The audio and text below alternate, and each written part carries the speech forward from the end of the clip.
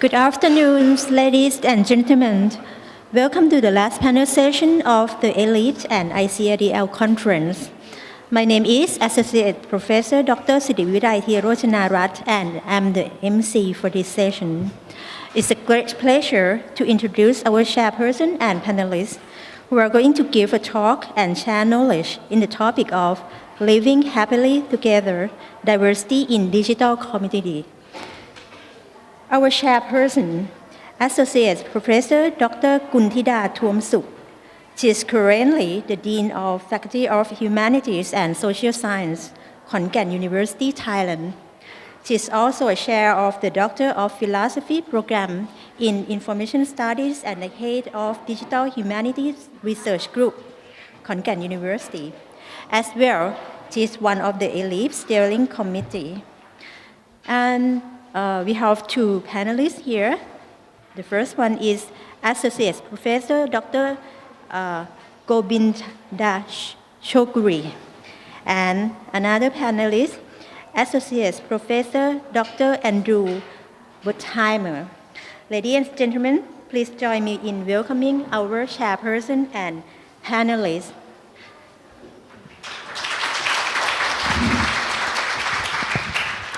Good afternoon. I'm so glad that we're still here in this conference and the last session. Hopefully we will living happily in this room, okay, in this last session. Welcome to the panel on the topic of living happily together, diversity in digital communities. First of all, I would like to thank Dr. Pimrampai and the organizing committee for giving me this opportunity to be a sort of moderator of this gonna be fun, right? Fun panel session. That's what Gobinda said, that I think it's gonna be a fun session, okay? Because the topic is quite broad and really, really very open. So it's gonna be depends on the perspective of our two honorary speakers today. May I introduce about them a little bit more, okay? The first gentleman who is next to me, Professor Dr. Gobinda Chowdhury, he's the chair of he's the head of the Department of Computer and Information Science at the University of Northumbria at Newcastle, United Kingdom. I know him many years ago. At that time, he was at the University of Technology, Sydney, right, in Australia. I think he joined University of Northumbria in about 3 or 4 years. And there are many research works that are very interesting area in RIS education.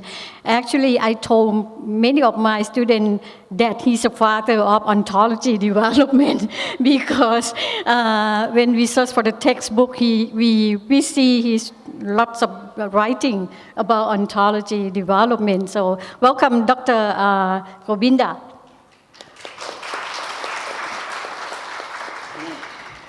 And another speaker, Associate Professor Dr. Wertheimer. He's a former chair of the Library and Information Science program at the Department of Information and Computer Science, University of Hawaii at Manoa.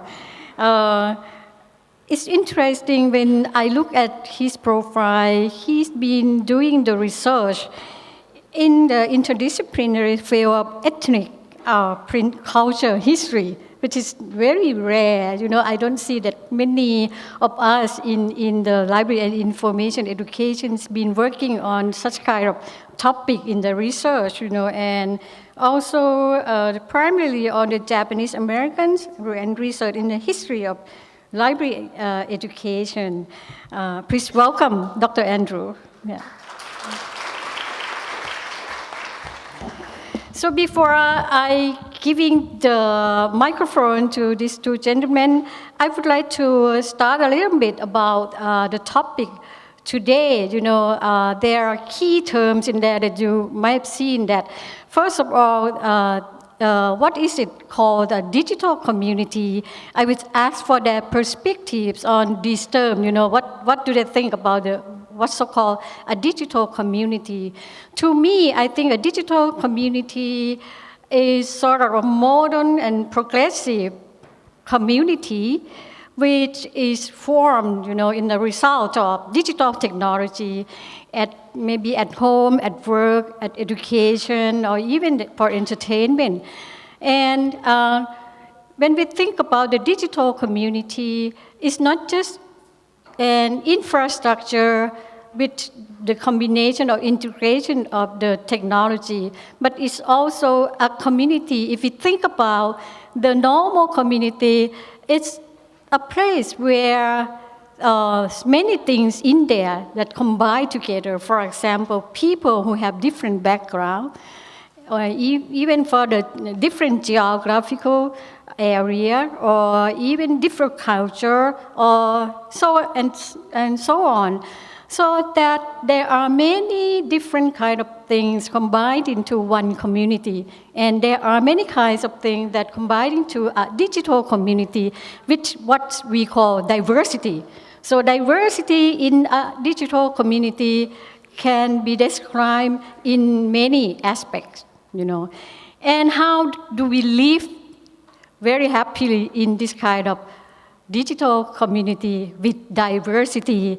So let me listen to our first speaker. So I would like to you to please give us your perspective on what you see or what do you think about diversity in a digital community and how do we live happily in this kind of community. Ajahn Gobinda, please. Thank you, Kultida. Is it okay? Thank you, Kultida. I think let me start with this, the concept of digital community, and then I'll come back to the diversity. Now, we all belong to a digital community, a digital society today. Now, look at everyone here, sitting here. We all carry at least one device, at least one. Many of us have more than one, and I can see that. And using these devices, we constantly generate data, constantly access data and information, constantly communicate and connect with other people. And that's one of the interesting aspects of today's digital society, that we are constantly engaged, connected. Many of us, I personally do not do, but my better half always does that. Even in the middle of the night, she gets a ping in her phone, and then she goes there and she has to open the Facebook or whatever other devices or whatever other platform she's using.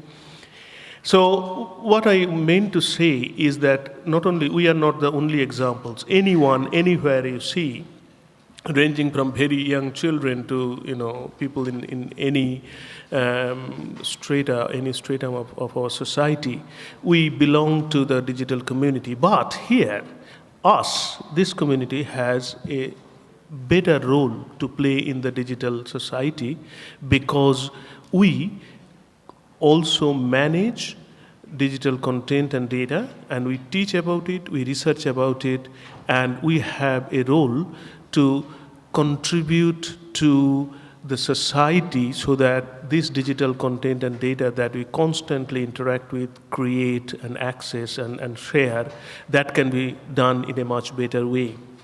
But even look at this community here. We have a huge amount of diversity. Now, many of us belong to several professional bodies, professional associations. Some of them are part of A-LIEP, some of them are part of ASIST, some of them are part of Asia Pacific iSchool, some of them are part of ACM, IEEE, various other organizations. So we have a different set of professional orientation, professional representation, and that brings in a different dimension or different kind of diversity to this digital society, or the role that we play, or our perspective to the various issues and challenges. Similarly, we also have kind of diversity in terms of our background.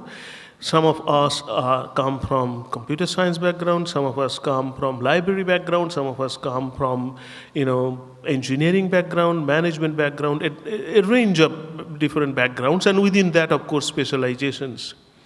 So if you think about the diversity, there can be different levels of diversity in terms of our education, in terms of our affiliation, in terms of our kind of day-to-day teaching and research activities or professional activities and so on. Now, having all these diversities, all of us has a common goal, and that goal is to connect people with information and data. And in doing so, bring in our professional, our kind of research, and our practitioner background and experience in doing that. So the point I'm trying to make here is that even if we have different kinds of diversities, if we want to look at it, specifically, we all have a common goal.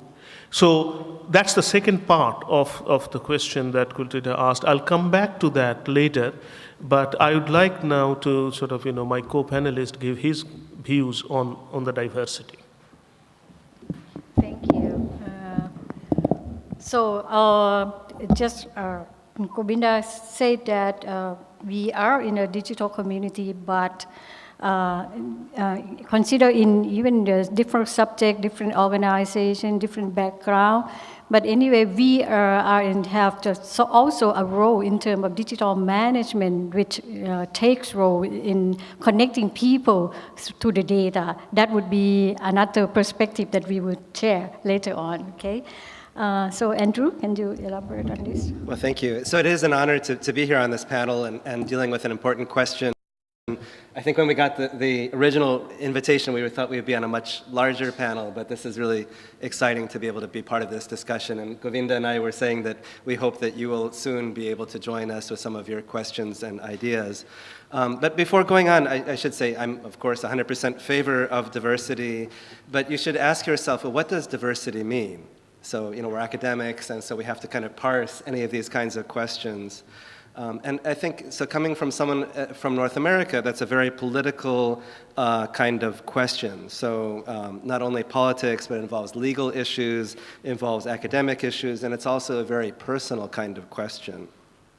So, and usually in social sciences, or we're used to, we're trained not to talk about I think this, or, not this kind of conjecture, or to place ourselves in the research. However, I think that when postmodernism teaches us that, the idea of objectivity, that it's not something that you can do in this imaginary social science world that is totally neutral, but we have a role, we are shaped by our identity in terms of how we read information, how we organize information. Obviously, that there are so many different aspects of that which are very key to creating, to curating, to providing access, or to denying access to digital content regarding diversity. So for that reason, although it may seem, my early research focused on kind of looking at ethnic print cultures, and I should stress, yes, it was really print. So like I was looking at Japanese American communities during World War II, when there was the so-called internment, and so it was really interesting to see how they created media within that environment. Mimeograph was the state of the art. And there were different kind of voices, and how were they used as voices of liberation, or how were they used for information, or how were they used to express many different kinds of identity that they were kind of confronted when they were sort of in a kind of Guantanamo-like existence, that makes you question, what does it mean to be an American? What does it mean to be a human being? And all of these kinds of things. So, but I should point out that, again, if this was a panel in the United States, some people in the audience might go and say, well, why are you, as a seemed like European American, someone who seems to be fully abled, someone who's heterosexual, why are you on a panel of diversity? What can you offer content to this kind of question? These are, important questions when you try to kind of, in LIS we talk about decolonizing LIS and how can we try to ask a lot of these kind of critical questions. That said, we're not in the United States, and my thoughts, I'm going to try to share the best that I can on different kinds of levels. So When we originally had this panel and received the invitation talking about diversity, my first thought in LIS is like diversity of opinions. And I thought I was going to be on a panel with someone from Thailand and someone from Singapore. And I was trying to think, well, LIS field. So my usual response in terms of responding would be to think about providing more intellectual freedom and to talk about the idea of how do we want to make sure that everyone has access to all aspects of information, and not to worry about things of less majest or, different kind of content on that kind of slippery slope.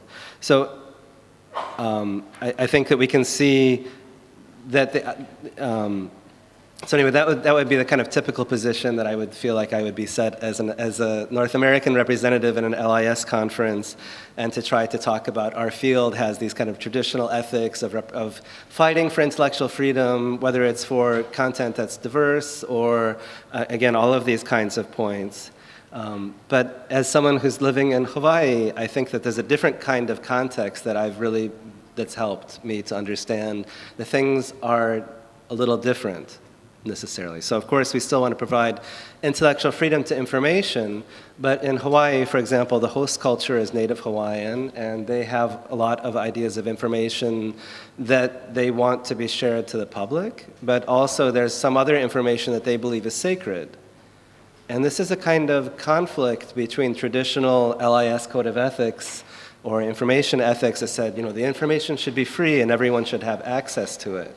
So, and there's some places actually like Aotearoa or New Zealand that are further ahead of us in terms of trying to provide online portals that how can you create information that may be sacred, it may have, that has traditionally been passed on from one person to the next, and not something that, it's some people that, like in my own Jewish tradition, there's something called Kabbalah, a kind of spiritual tradition, and there are some rules that said, like, if you're under 35, you can't see it because you'll go blind or it'll blow the mind. I don't know if it's like taking drugs or whatever, I'm agnostic. But in any case, I understand that there's some kinds of areas where information which they feel is sacred, and that there should be an idea of someone that has a key, and that you do this transmission only to people who that will use this information in a good way. And some of you, if you're thinking, well, I want all information free, think about Professor Greenberg's talk earlier, and remember, would you want everyone to have your financial information and all of your internet history online? And so I think we can say that actually, again, that there is a kind of negotiation between what should be in the public domain and what should be in that kind of sacred or different kind of space. And so it's kind of fun being one person but having lots of different opinions, and maybe that's a Jewish thing. But I'd like to also reply in a different kind of voice, which is as an American secular Jew. And just, again, thinking about these kind of idea of digital communities. So as someone there's a very small Jewish community in Hawaii, as you can imagine. And so having digital communities allows me to try to connect. I can find my peeps. I can find my people to connect. If I wanted to if I'm interested in Yiddish literature, for example, there's a portal on that. It's a kind of a dying language, but there are people who have this kind of passion to try to digitize the content, to engage with it, and to present it in new kinds of ways. And I think this is the kind of exciting thing that digital communities allow us to do. So some of the ideas of diversity are kind of almost kind of old or tribal or different kind of ethnic or different ideas. And the advantage is that now with digital that we can decide, how do I want to plug in, or how do I want to not plug in, so that we can kind of choose our online participation, what community that we want to be a part of. And I think that that's really an exciting time. There's a little, responding as an American secular Jew in Hawaii, I think that another kind of problem is that the kind of like this kind of free content, there's also some dangers, such as like my current president uses certain things that are sort of like racist dog whistles, if you know what I'm talking about.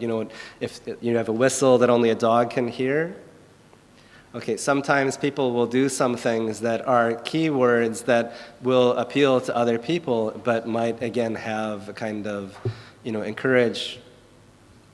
We want to live in kind of happiness, but and encourage diversity. But there are some people that are trying to go and create disharmony, that are trying to create kind of ethnic tensions and to use that for economic or political purpose. And so I think that we have to, when we're looking at these kinds of environments, we have to think about how can we as LIS educators or information educators try to look at this kind of world to create, we were talking earlier over lunch that it's a really key part of our role is to try to educate users to be able to filter information themselves, that we don't want the internet to have to be filtered, but each individual needs to be able to say when someone is telling you the earth is flat or that these people did this, how do you go and look at what is a reliable information? What is, you know, someone trying to code an old discriminatory story or these kinds of things? So again, all of these things I think are really important in terms of trying to protect democracy, in terms of protecting the diversity and trying to get us to be happy people, you know, in the world. So, yeah. So I think just to kind of, again, the next kind of thing, I think there's some interesting, as I'm going to play fun with a microphone, sorry.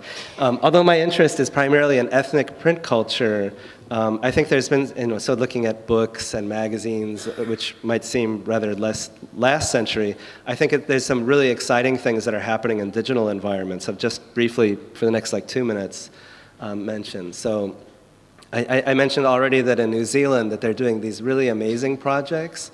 So creating things with open access, with open source software.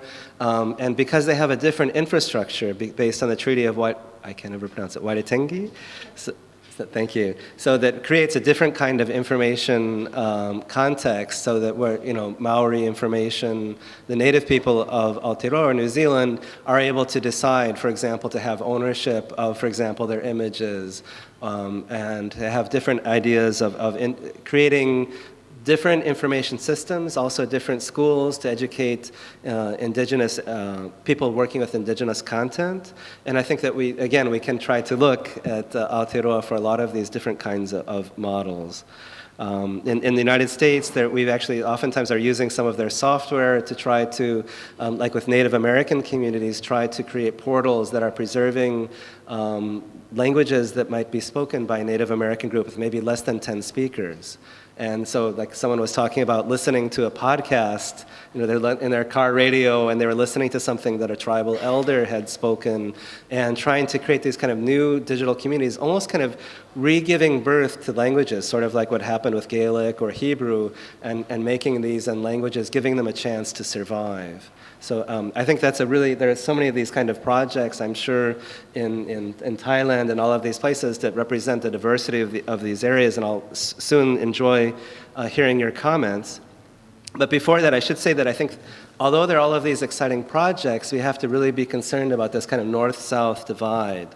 So how do we try to give all of these information, especially that are not in colonial languages like English, equal opportunity for people to be able to discover them and for them to feel proud of using this context? And I was really excited to hear Gobinda talk about a project that he's working with the United Nations and some others that I'm sure he'll be talking about next. And I hope that we'll soon be able to get into more of a conversation mode. So.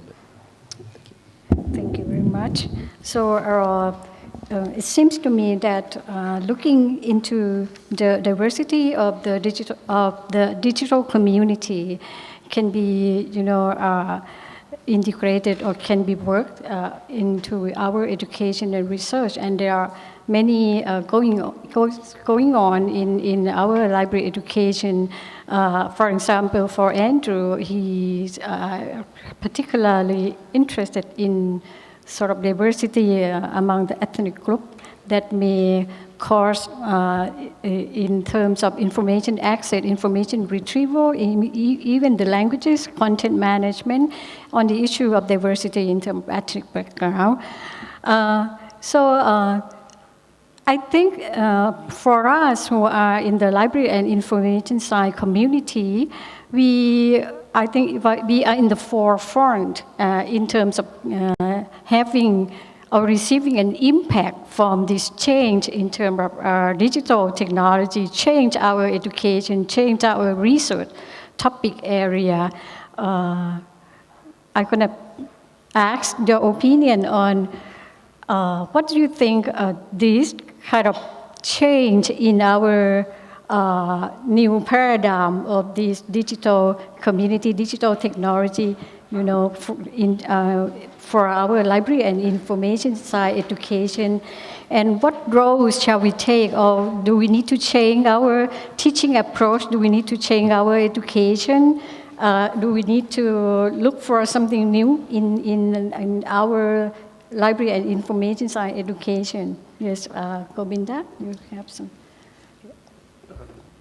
Thank you, Kultida. I think before, or rather, in order to answer that question, let me give you a slightly wider perspective. Let's see how the world has changed, the world that we live in, and more importantly, the world where we work in. It has changed. Now, yesterday in the first keynote address, you have heard that most of, or many of the world's largest companies now do not produce anything. They actually capitalize on the information that you and I and everyone around the world create, ranging from Google to Facebook to even Uber, for example. Now, let's take an example of what Google does. What Google does, simply speaking, we have been doing in the library community for centuries, that we have been providing access to content, but Google does it on a larger scale. It does it on the web content and so on and so forth, but they do not produce the content. That's the interesting thing. And also, they do not make money by selling the content to you. Rather, their business model is completely different, and yet they are such a big company with such a large revenue. If you think of Uber, for example, it is an online taxi